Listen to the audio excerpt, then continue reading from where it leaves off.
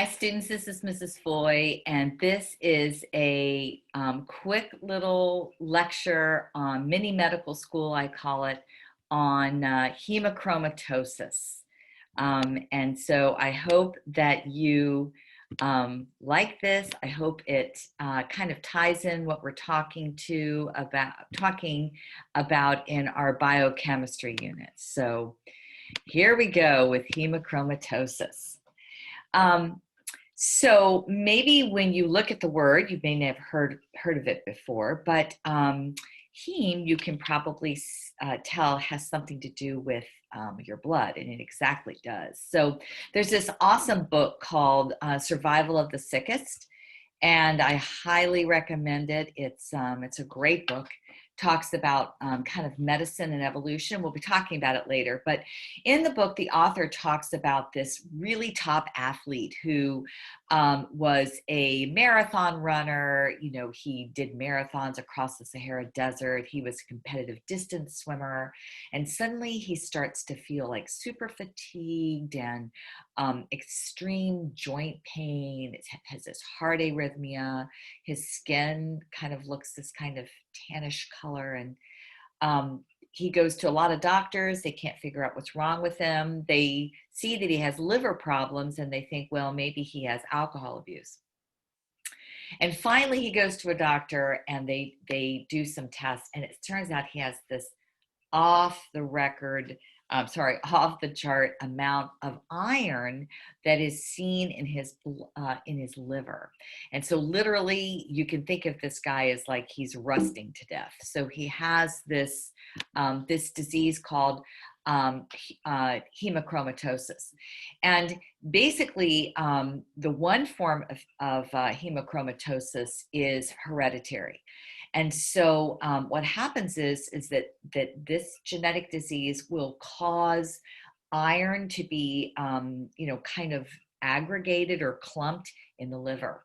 And that's why that doctor thought that he had problems with abuse of alcohol, which also does damage to your liver. So it turns out that it disrupts the way that our body metabolizes iron, and that's what this man has. And so the symptoms are they can cause kind of mental fogginess, the cardiomyopathy, so he's having problems with his heart, the liver cirrhosis, right? He was having trouble with his liver. It turns out that untreated hemochromatosis can also cause iron to kind of clog up your pancreas, and that can cause you to develop diabetes. And also it can cause certain forms of cancer. So it's a pretty serious disorder, right? And it turns out that there is this gene that we have identified called HFE, and there are, it sounds very similar to what we've learned about recessive genetic disorders. So if you inherit 2 abnormal copies of the gene, you're going to develop hemochromatosis. But if you inherit only one abnormal gene, you're unlikely to develop hemochromatosis. And so, but you can pass that gene on to your children.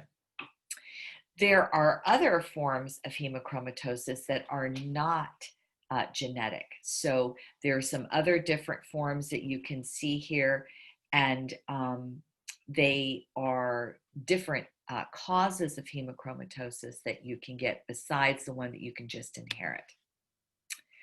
So what's the treatment for hemochromatosis? Well, as it turns out, about 70% of our iron in our bodies is in our red blood cells, right? It's in our red blood cells, and it's in hemoglobin. So one of the treatments is actually removing blood from the body. It's kind of like you're sitting there donating blood, and you're removing some blood, just a safe amount, from your body, and that's one way of treating it. Another way of treating it is this therapy called chelation therapy. So a chelator is a chemical that kind of grabs onto another molecule, and if we get contamination of heavy metals like mercury or arsenic, or lead. This is one of the treatments that is used, is that there is a medical chelator that will go in and kind of grab onto these heavy metals and remove it from your body. And iron is also considered a heavy metal, even though we need it for our body. In the case of hemochromatosis, there's too much. So that is one of the treatments. Obviously, you would want to stay away from high iron foods. You would want to not take any iron supplements, and you would want to avoid alcohol, because alcohol is technically a toxin, and our liver is the main organ that detoxifies for us. So that would be too much stress on our liver. So humans and other living things need iron for a variety of chemical reactions. And in AP Bio, we're going to talk about some of these. One of them we've already talked about, and that is that hemoglobin needs iron as a cofactor, right? So remember, a cofactor is a non-organic part of the enzyme that is necessary for its function. So organic means carbon containing, and iron is just a mineral, right? So it's not carbon containing. And so here's the protein hemoglobin, and I have my alpha and beta chains, and then I have my 4 heme groups. And as it turns out, this is all within a red blood cell. And as it turns out, this particular part of the hemoglobin molecule that has the iron is what actually the oxygen binds to. So that's a super important thing for humans and for other living things. Iron is also a cofactor in enzymes that control DNA replication. So we're going to talk about these enzymes. They're a big class of enzymes called DNA polymerase, and it turns out that a cofactor for a lot of those polymerases is iron, right? So another reason why we need iron. And then another place we need iron is another cofactor in some enzymes that are involved in the lining of the inner membrane of the mitochondria that are involved in making ATPs, right? So this is cellular respiration. We're going to learn about that pretty soon. So iron is a pretty important cofactor that you can see and why it's necessary for life. So you might ask, why would a gene for hemochromatosis have ever evolved? Why would a gene evolve that takes iron and kind of locks it down into the liver? That doesn't make sense.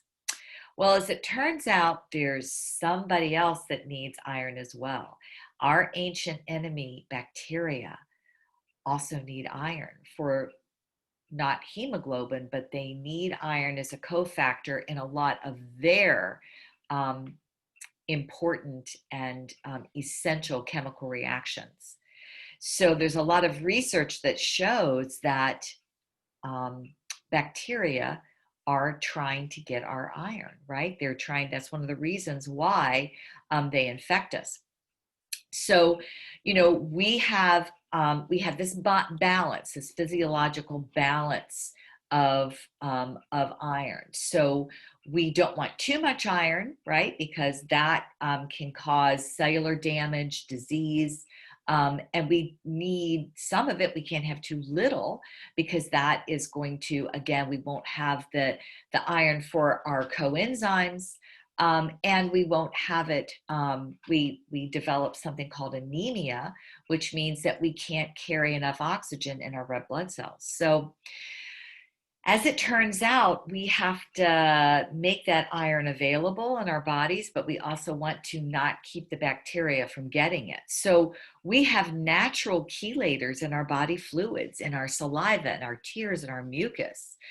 Our immune system has an acute phase response. That means at the very beginning of an infection, our immune system has a way of kind of, getting rid of all the iron in our bloodstream so our bacterial invaders can't get it. And even cancer cells need iron for the same reasons that our healthy cells need iron. And so a lot of research is looking at ways of using that fact to prevent, kind of starve our cancer cells of iron, and also limit infections by reducing iron access.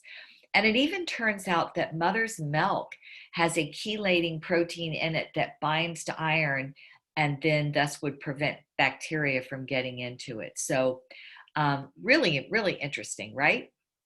So I want you to think about this.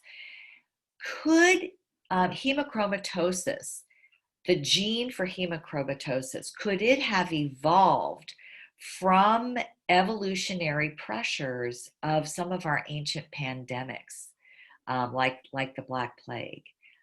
So we're going to talk more about that in class, and this is just a little bit to kind of whet your appetite for our mini medical school. And now you're going to look at a case study of a person, a real case study of a person, and try to apply what you've just learned in our little mini medical school. All right, so see you in class.